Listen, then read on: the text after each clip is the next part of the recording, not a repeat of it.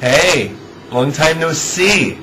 Sorry I didn't post up anything from Tokyo, or like the second half of Osaka. Things have just been like so crazy running around. Like I'm just barely keeping everything together. So I'll give you a recap on basically what's happened so far.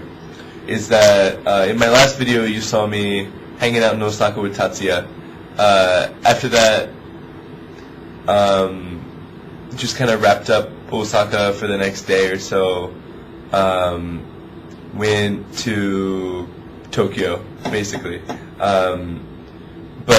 Okay, here we go.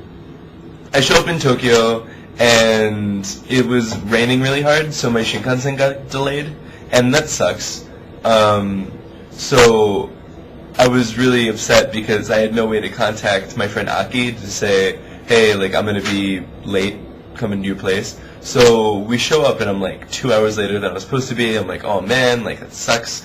And in my rush to get off this Shinkansen, possibly fate, who knows, definitely left the iPod that I found like a month ago behind, like a month or two.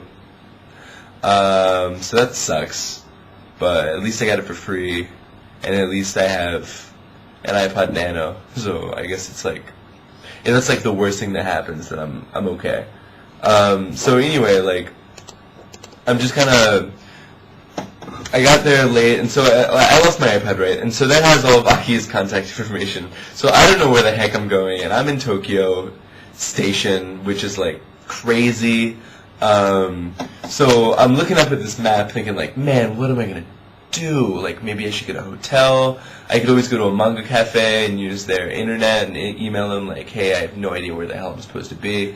But then I'm looking up at this map of the stations, and I remember the characters for Aki's town, and that's crazy. So I'm really pleased about that. So I go to his town, and I get a phone book, and I look up, because I know the kanji for his name too, and I find him in the Japanese phone book amidst all the characters, and I find, like Kamiyama Akinori, and track him down. So I was like really happy about that. So I make it to Tokyo, but okay, so the next day I went out with like 3 of my friends from Tokyo.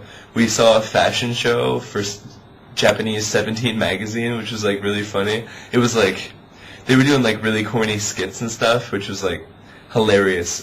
So I had a really good fun time doing that. Walking around Tokyo.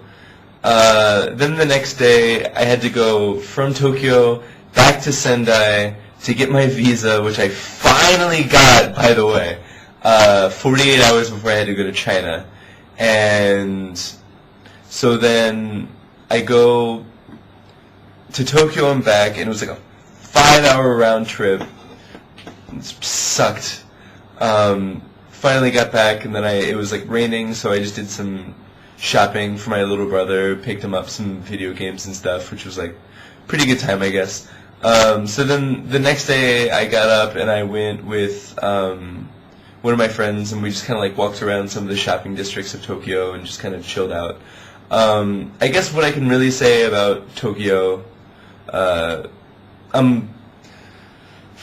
is paralysis by analysis, I guess. There's just so much in Tokyo. It's a lot. It's a lot to digest. And then Tokyo people, they talk really fast.